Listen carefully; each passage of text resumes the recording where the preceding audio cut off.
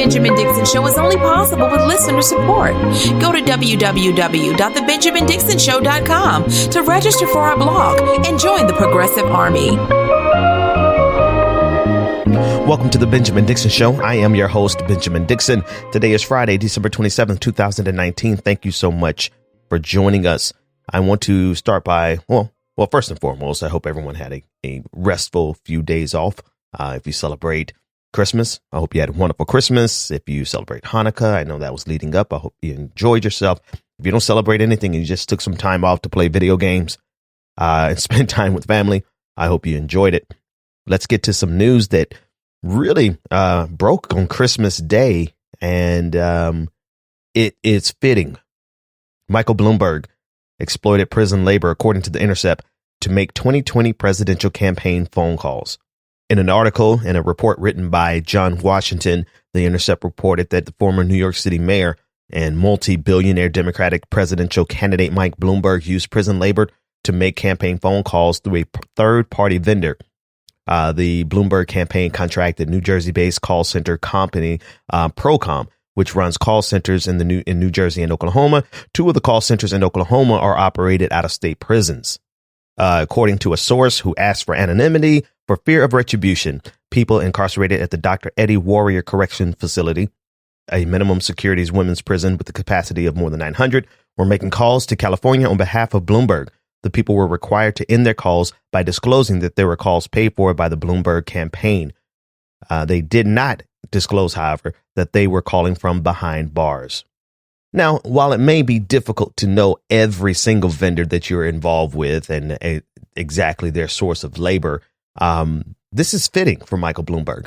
This is fitting for American politics in general, but specifically Michael Bloomberg, because this call company, this call center, they're using prison labor because in many states, the maximum amount that you can pay to a prisoner is well below, extremely magnitudes of order less than minimum wage, where minimum wage in some states might be as low as $5, like it is here in the state of Georgia.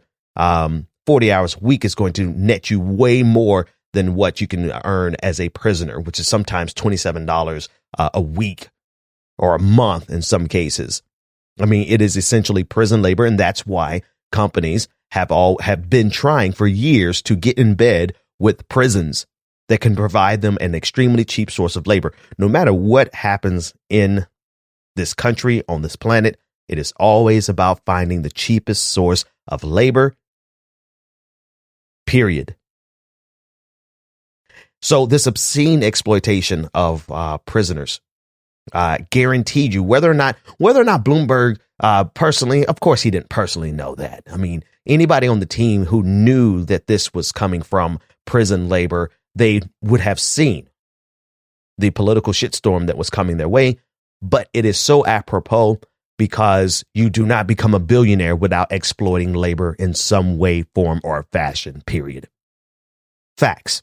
That's it. And so the fallout for this is he never stood a chance of winning anyway. If anything, he only stood a chance of galvanizing a movement to create a third party to take the nomination or to take the win from Bernie Sanders and Elizabeth Warren, because Elizabeth Warren has explicitly named Michael Bloomberg as one of the billionaires she's targeting with her wealth tax. But this is the nail in the coffin. This is the nail in the coffin because the headline alone, the reality of it, sure. But see, the reality of it is going to exist far beyond Michael Bloomberg unless we get someone in the White House who is going to target this system directly. This system was not created by Michael Bloomberg. This system was not created by Donald Trump. This system has been in place for quite some time. Both Democrat and Republican presidents have overseen the instance, this scenario where prison labor can be used as slave labor. And I guess the question really is how many presidential candidates? I mean, let's go back to when this began. How many presidential candidates have leveraged the labor of prison workers? I mean, I do recall everyone remembers the story back in 2016 of Hillary Clinton using prison workers in the governor mansion in Arkansas. I mean, it's just indicative of the reality here in this country. It's not just prison labor that's exploited. Labor in general is exploited in this country. I was reading on Twitter the other day, someone made a beautiful point with regard to labor and people being impoverished. They realized that once they switched from being a hourly worker, someone needing minimum wage, to being a salaried worker, that they no longer tested her for marijuana, for drug use, and for any drug use for that matter. And then you think about, of course, a minimum wage jobs, they always require you to get drug tested. Hell, in many states, there was an entire movement that if you wanted benefits, if you needed any type of assistance, you had to get drug tested. And I mean, let's be realistic about this thing, right? Yeah, maybe you can afford a little bit of weed, maybe if you're lucky. But if you want to see some real drug consumption, you got to look at the top tier. I mean, that's where they spend a lot of money on cocaine. But they never check that. I mean, I realized this. I didn't put it into words like this Twitter user did, but I realized this once I became a teacher. They stopped, even at the teaching level, they stopped drug testing you. And to me, it's all part of the same system. It's like the opposite side of the same coin. Whereas we have a system that exploits labor, we have a system that will exploit prison labor to the extent where it's damn near slavery for what they're paying these individuals. That same system is a system that looks at poor people and puts additional barriers to entry above what they will put for someone who's making a salary. This is the same broken system. And unless we address the system as a whole, we can't just talk about on the edges. We can't just talk about, going back to normal. We can't just talk about just tweaking around the edges of this broken system, putting a Band-Aid on a bullet wound.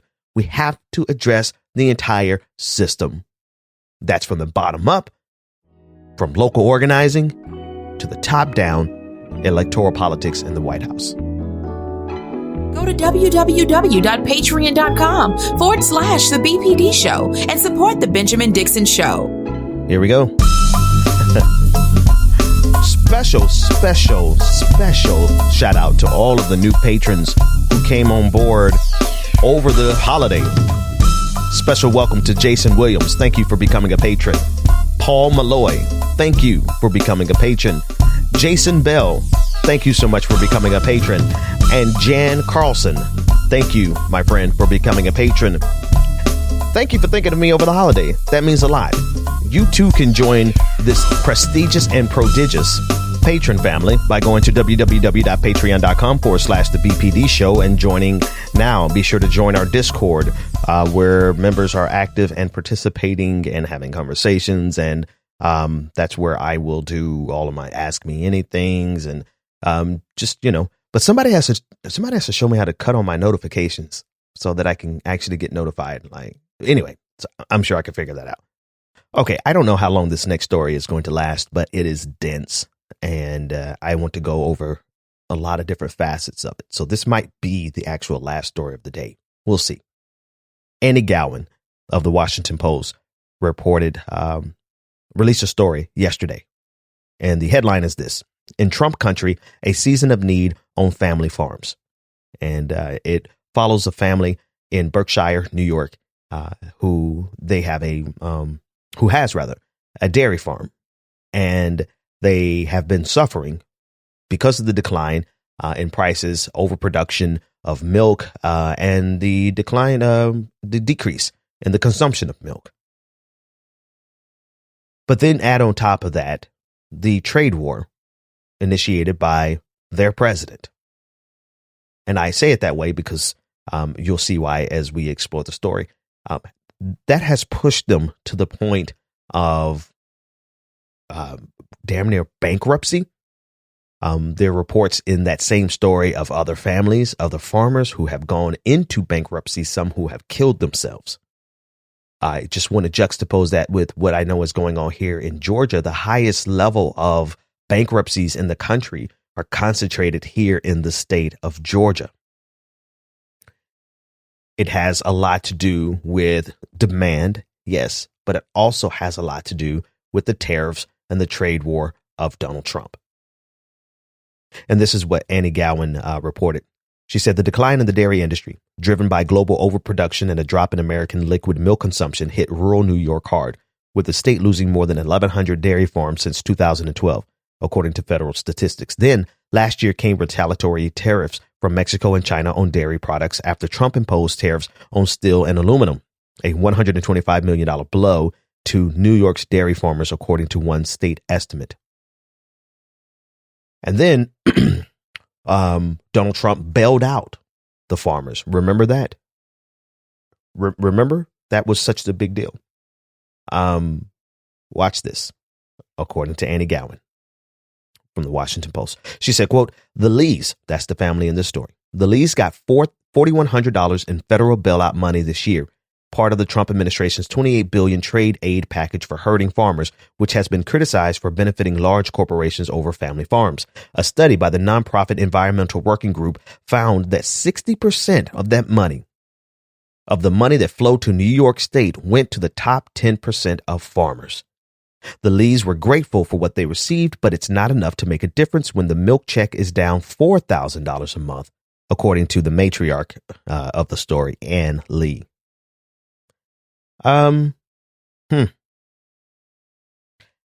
So there's so much to unravel there. What's going to happen leading up to the 2020 election, and there's more to the story, but I just want to pivot here. In the lead up to the 2020 election, when people rightly point out the devastating effects of the trade war on Donald Trump supporters, Donald Trump is going to point to the bailout. Now, notwithstanding the fact that we should not have had to bail them out in a system that they otherwise leave everyone else to their own devices, to their own ingenuity, and to pull themselves up by the bootstrap in a system that derides socialism, we should not have to bail out farmers. The reason we had to bail them out is because Donald Trump's oafish policies. But even in that bailout, the majority of it went to the top 10%. So even in their socialism, right? Even in their corporate socialism, it's a bailout, not of the working class, not of the people who need it the most, not of the people who are the direct victims. I mean, the people who basically are going bankrupt, the family farms, they're getting nothing compared to the top 10%. So even embedded in their corporate socialism, right? Because these farms are still, even if they're family farms, they're still corporations. But even in their corporate socialism, it benefits the wealthiest. But they won't see this. This is what they see. They say, quote, we've had unfair trade for years and years. Somebody had to fix it, and he's trying to fix it, Ann said. Remember, Ann is the matriarch of the story.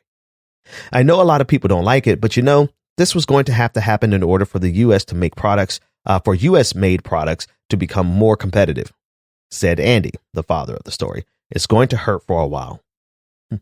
Ann has tried to help out by getting several part-time jobs.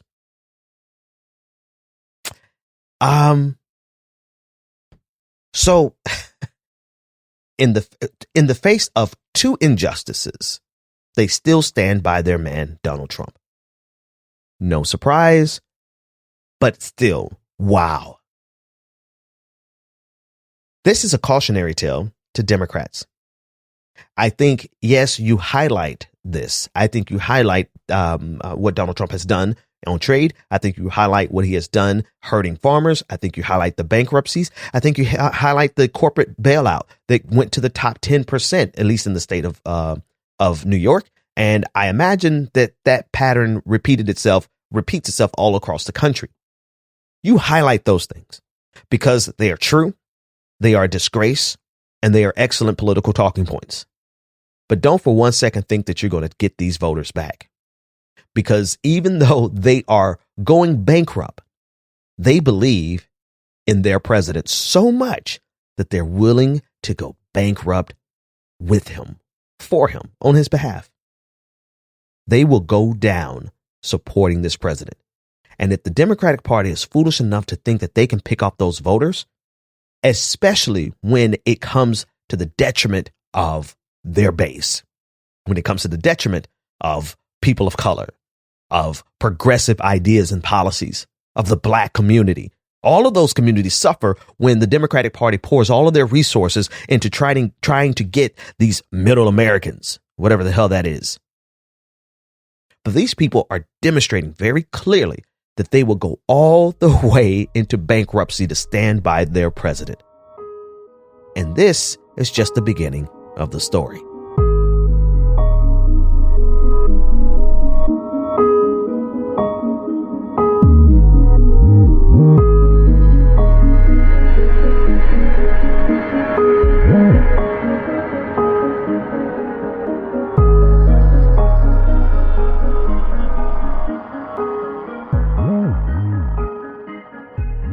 Ann Lee is the mother in this story out of Berkshire, New York, of the family who once had a prosperous farm, but because of supply and demand, as well as Donald Trump's tariffs, the president that they voted for and the president that they're still standing by, because of those two factors, they're no longer able to live the life that they once lived. They can no longer enjoy things like putting cauliflower in their soup, because cauliflower is outside of their budget. They're now restricted to $175 worth of food for a family of 4 for the entire month. Now, this sets up an interesting paradigm because, honestly, I know that story repeats itself a lot around the country. That level of poverty repeats itself a lot around the country. But it also sets up a lot of animosity when that family can look at anybody else, especially if they're anything but white, and see that they're eating better than them. And you see, this is exactly where the Republican Party needs their voters to be. They need their voters to be in a place where the animosity between them and people of color can be maximized.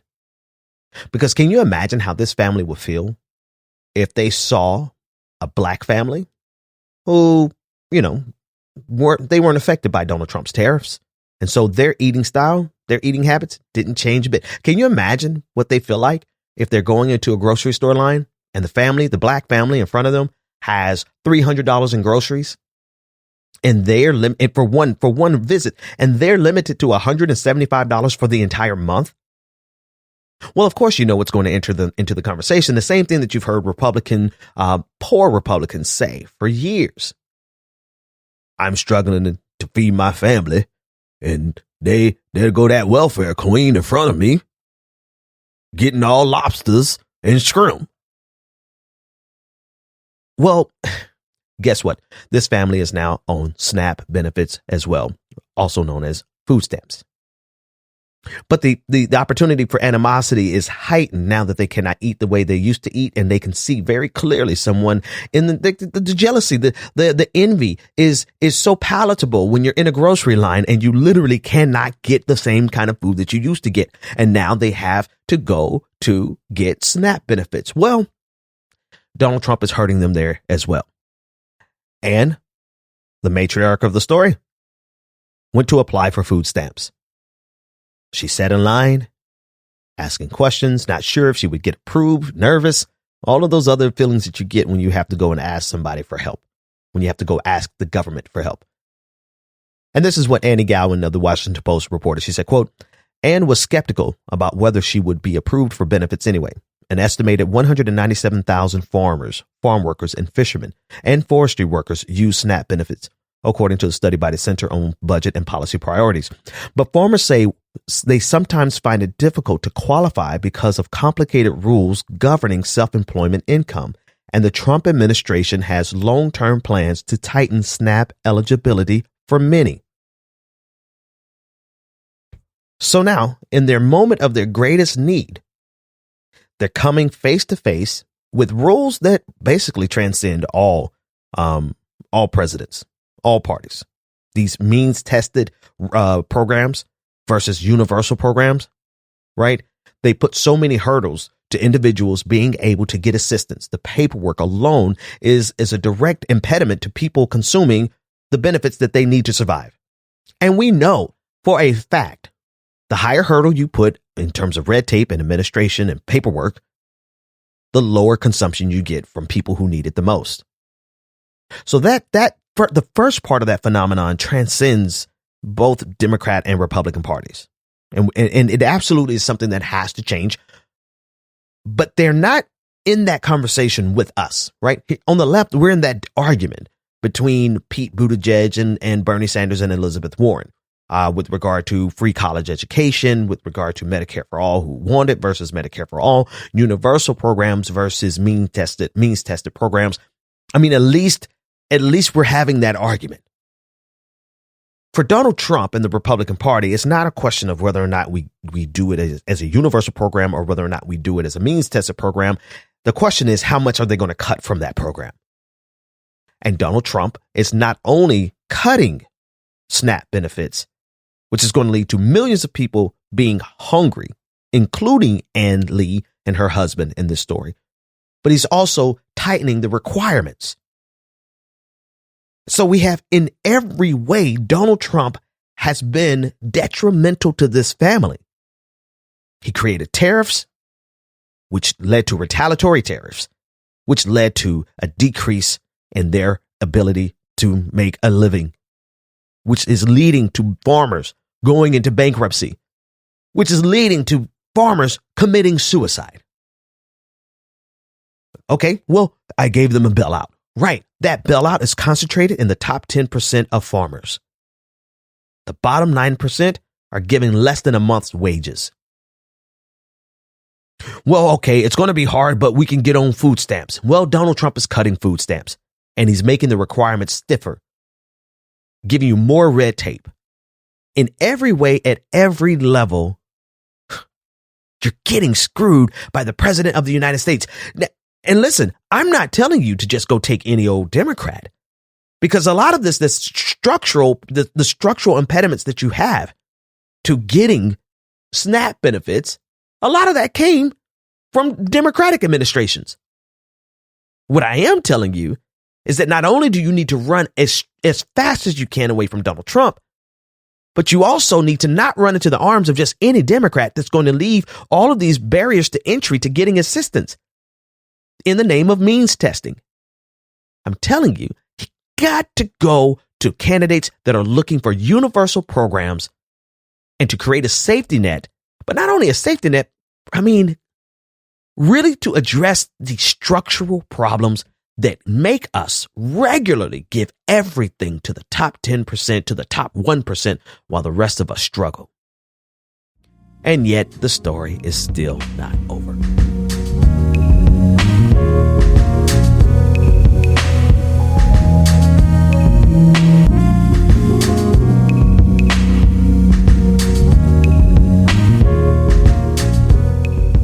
So what do you do when you don't qualify, when you make too much money to get SNAP benefits, but you're not making enough to survive? And and you're poor. Yeah, you're poor. But the red tape alone is enough to keep you from getting assistance from the government that you have paid taxes into.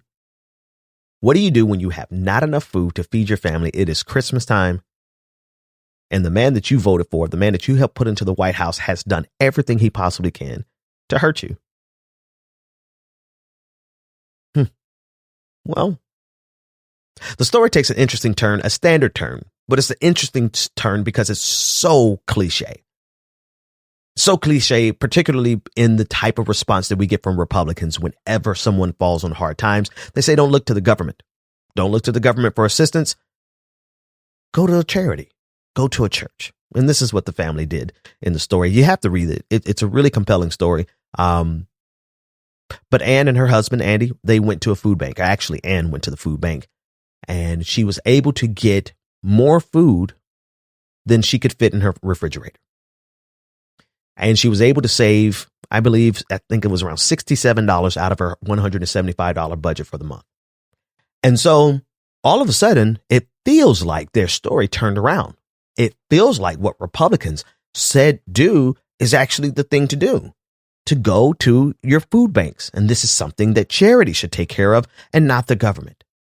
And so now you have a really diehard, through and through, red-blooded conservative who has struggled to make ends meet, who has struggled against the government, who goes out for honest day's living, who goes and buys their food with their last pennies, and they don't use food stamps. They don't tell you it's because they couldn't qualify for food stamps.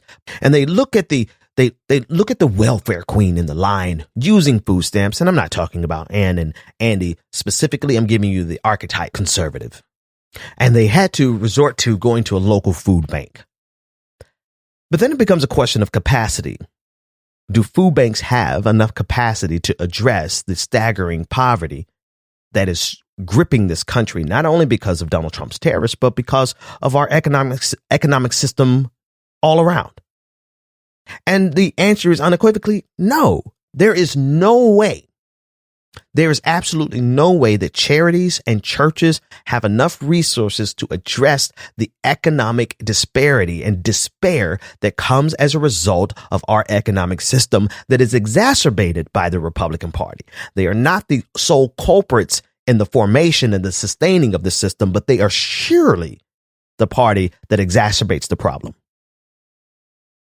Simply put, there's no way in the world every single charity and every single church in this country can address poverty. And why should they? When the government is the recipient of all of our taxes in every single form, whether it be taxes from your state, local sales tax, to your federal income tax, to your payroll taxes, hell, to the tickets that you pay. Those are another form of taxation. Why should the churches and charities who don't have enough capacity to do it be responsible for doing what the government should do? Well, it doesn't matter that they can't do it. It doesn't matter that there's a complete mismatch in capacity. It doesn't matter that the government has all of these resources to fix and address poverty in this country and can solve the problem with less than what we increase the federal defense budget by each year. Never mind that. We now have a Republican who's so willing to stand by their president that they went to the edge of bankruptcy. They're in the seat of poverty. They couldn't qualify for food stamps, or at least they didn't get food stamps in time for the holidays. And so they had to go to a food bank. And you know what? They're sticking by their president. They're sticking by this system. Annie-Gowen of the Washington Post writes this, quote, "And scrolling through Facebook, saw a hopeful headline. 'Hey, Andy,' she said, 'listen to this.' Anne and then Brooke, their daughter, began to read out loud a Farm Progress article that quoted two University of Wisconsin at Madison economists predicting a further rise in the price of milk and good times ahead for dairy farmers. A first phase in the trade deal with China, still to be finalized, might also bring some relief. So it's going to get better for us in 2020, Brianna asked, another daughter. It's always going to get better for us in 2020 and 2021 and 2022, said Anne. You have to be positive, said Andy. We're all still together and we still have a roof over our heads, Anne said. But the daughter wasn't talking about some optimism, some idealistic hope for the future. She was talking about the price of milk. Was that going to get better in 2020? And both the mother and father could not answer it. And they simply said, I don't know. And not only is this group, the group of people that this family, written up by the Washington Post, they represent a larger group of conservatives who are directly damaged and harmed, not only by this economic system that is set up and propped up by both Republicans and Democrats, but they're hurt even more so by the policies of the Republican Party. And not only do they still stand by this economic system that's propped up both by the Republicans and the Democrats, they stand by the very worst form of this system, which is the Republican Party and Donald Trump. The Benjamin Dixon Show is only possible with listener support. Go to www.patreon.com/The BPD Show and support The Benjamin Dixon Show. If you like this episode, be sure to share, like, and subscribe.